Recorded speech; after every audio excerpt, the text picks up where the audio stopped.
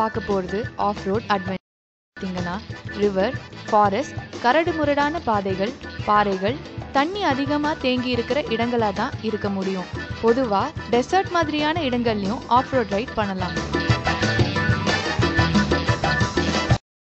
Of ரோடுக்கு தேவையான vehicles பார்த்தீங்கன்னா ஏடிவி, எஸ்யூவிஸ், ஜீப்ஸ் இந்த மாதிரியான வெஹிக்கிள்ஸ் சூட்டபிளாக இருக்கும்.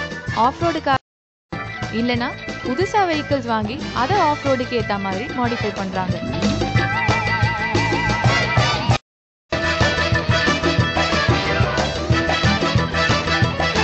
ஆஃப் ரோடிங் ஆக்டிவிட்டிங்கிறது சமமான ரோடான பாதைகளில் பயணிக்கிறது தான்.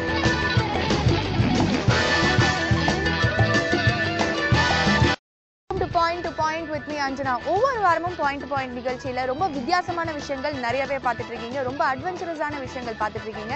அந்த வகையில நாம இப்போ பார்க்க போறது ஆஃப் ரோட் அட்வென்ச்சர். இதுல பாத்தீங்கன்னா நிறைய பேர் அவங்களோட எஸ்யூவிஸ்லாம் எடுத்துட்டு வந்திருக்காங்க. காலங்காத்தாலே நாங்க எங்களோட ஜேர்னியை ஸ்டார்ட் பண்ணிட்டோம். இதுக்கு மேலதான் ரொம்ப கிட்டலாம் போய் நம்ம கண்டிப்பா கேட்க போறோம் என்னென்னலாம் இங்க நடக்க போகுதுன்னு. எனக்கு தெரிஞ்ச வரைக்கும் இதுல நிறைய ஸ்டேஜஸ் இருக்கு. அந்த ஸ்டேஜஸை வச்சு எப்படிலாம் கிராஸ் பண்றாங்கிறத வச்சு அவங்களுக்கு பாயிண்ட்ஸும் இருக்கு. அதை தான் இன்னைக்கு ஃபுல்லா நம்ம பார்க்க போறோம்.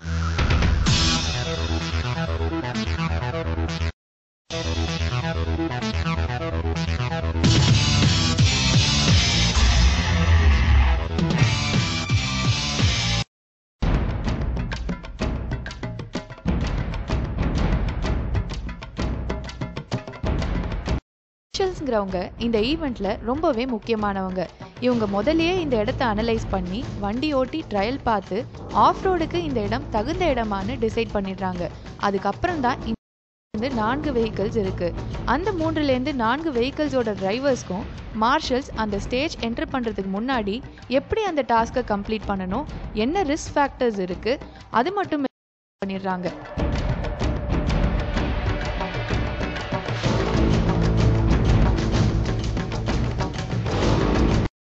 இப்போ நம்ம இந்த அட்வென்ச்சரஸான ட்ரிப்பில் ஃபர்ஸ்ட் ஸ்டேஜில் இருக்கோம். இங்கே பார்த்தீங்கன்னா பின்னாடி ஒருத்தர் 2 போல்ஸ் செட் பண்ணிட்டு இருக்காரு. எதுக்காக இதெல்லாம் என்னென்ன பண்ண போகிறோம் அப்படிங்கிறத பார்க்க போகிறோம். இதை பார்த்தாலே உங்களுக்கு தெரியும், கொஞ்சம் எக்ஸ்பீரியன்ஸ் டிரைவர். ஸோ எல்லாருமே கலக்க போகிறாங்க. அவர்கிட்டே போய் கேட்கலாம் வாங்க.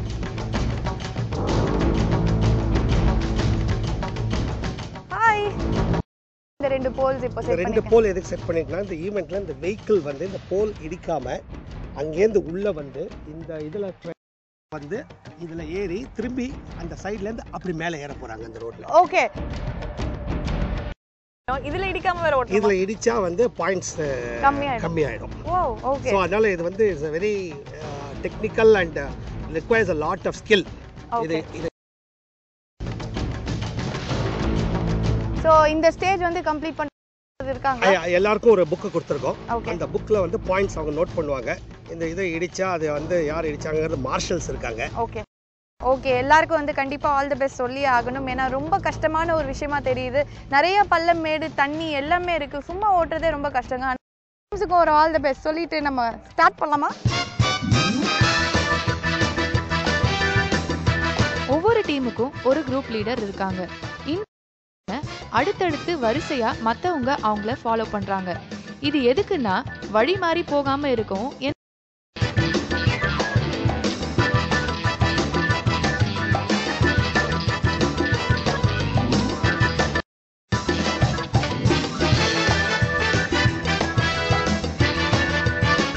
ஆஃப் ரோடுக்கு யூஸ் பண்ற வெஹிக்கிள்ஸ் ஆன் ரோடுக்கு யூஸ் பண்ற டயர்ஸ்ல இருந்து இன்ஜின், வண்டியோட வெயிட் வரைக்கும் எல்லாமே வேறுபட்டு இருக்கும்.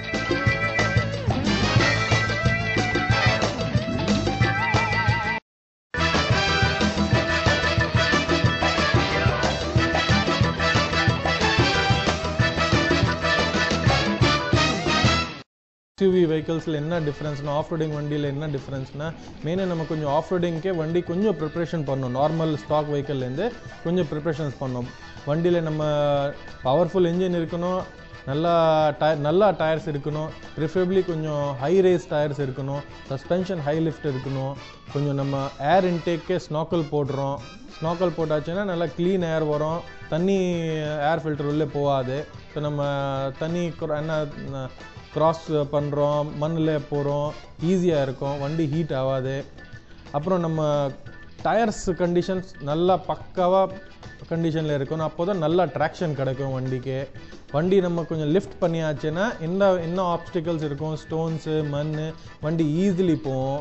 கொஞ்சம் ஃப்ரண்ட்டில் பம்பர் நம்ம ஆஃப் ரோடிங் ஸ்டைலில் பண்ணிட்டோன்னா அதுவும் ஃப்ரண்ட்டில் அடிப்படாது. பின்னாடி பம்பர் நம்ம நல்லா லிஃப்ட் பண்ணிட்டோன்னா பின்னாடி அடி வராது.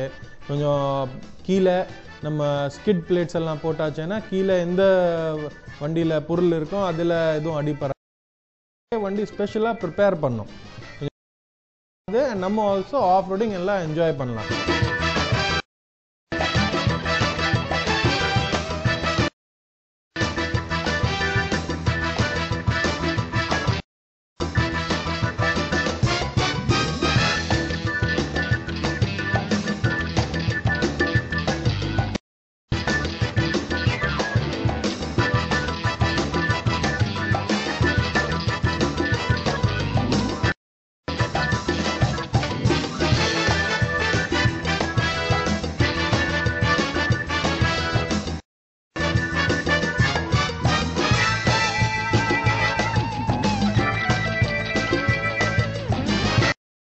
This is our name of our team called Team Torque. Torque means the initial raw power which the vehicle needs.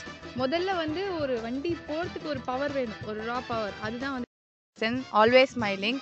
எப்படி இப்படி ஒரு ரகடா ஒரு ஸ்போர்ட் உங்களுக்கு வேணும்னு தோணுச்சு? வேணும் தோணுச்சுன்னா இது நம்ம 2009ல இந்த வைரஸ் ஜீப் எனக்கு that is called virus jeep. And அப்போலேருந்து 2000 அண்ட் உங்க டீம் கிட்ட கேட்கலாம், இது வரைக்கும் வந்து நீங்க போனதுல வந்து ரொம்ப டிஃபிகல்ட்டான ஒரு எக்ஸ்பீரியன்ஸ் அப்படின்னா ஏதாவது ஞாபகம் இருக்கா? இன்னைக்கு உள்ள டேல எலக்டிவ் கொஞ்சம் சிரமமாக இருந்தது. ஏன்னா ஒவ்வொரு கோர்ஸ்க்கு ஏற்ற வெஹிக்கிள்ஸ் இருக்கணும். இது இந்த SUVs they call it super. So எங்களுக்கு சில இடத்துல அடிப்படும். So it's not so easy. Gypsies இருந்தால் கொஞ்சம் ஈஸியாக பண்ணோம். And this particular event like எவ்வளோ நாளாக வந்து it's happening? This particular event is which is called SUV challenge. So where SUVs. So this is the first time as such in Chennai which has happened.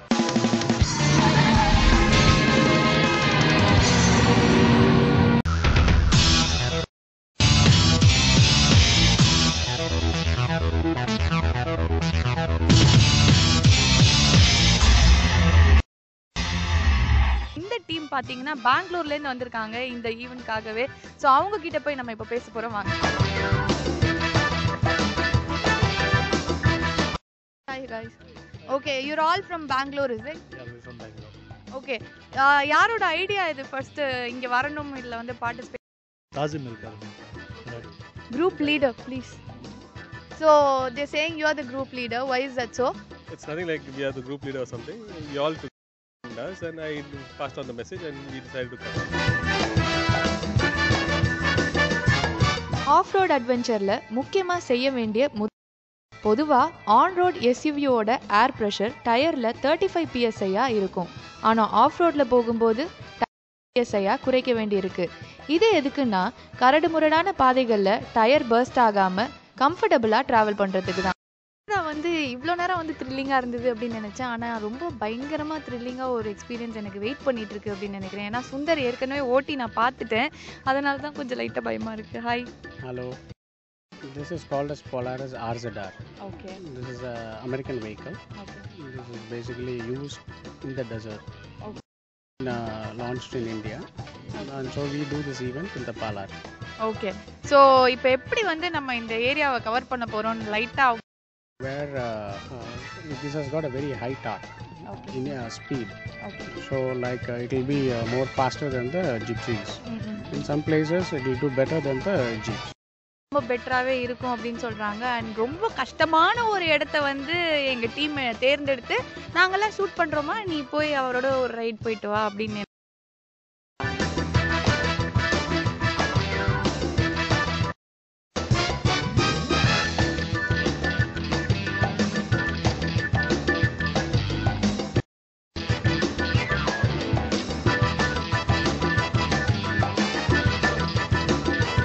Of roading vehicle இது எந்த மாதிரியான சர்ஃபேஸ்லையும் travel பண்ணக்கூடிய பவர்ஃபுல்லான vehicle.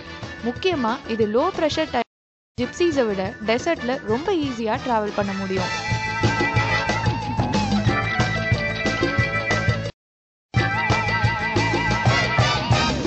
சில கண்ட்ரீஸில் இந்த ஏடிவிக்கு street licence இருக்குது, ஆனால் பல கண்ட்ரீஸில் இதுக்கு ஸ்ட்ரீட் லைசன்ஸ் இன்னும் வழங்கப்படல. யூகே மற்றும் யூஎஸில் ஆஃப் ரோட் ரேசிங் ரொம்பவே ஃபேமஸ். ஏடிவி மட் ரேசிங்கில் அவங்களுக்கு ஒரு தனி கிரேஸே இருக்குன்னு சொல்லலாம். ஹில் கிளைம்பிங், டர்ட் ரோட்ஸ் போன்ற பல அப்டக்கிள்ஸோட இந்த மாதிரியான ஒரு இடத்துல இருக்கும். இந்த ஆஃப் ரோட் அட்வென்ச்சர் அப்படிங்கிறது வந்து சாதாரணமாக ஒரு ரோட்ல வந்து ஒரு வண்டி நின்றுச்சுனாலே ரொம்ப கஷ்டமான விஷயம், வந்து கஷ்டப்படணும். பட் ஆனாலும் அவங்க வந்து ரொம்ப வந்து லைட்டா ஏதோ பிரச்சனை, அது என்ன பிரச்சனை அப்படிங்கிறது தெரியல, அவங்க கிட்டே கேட்கலாம்.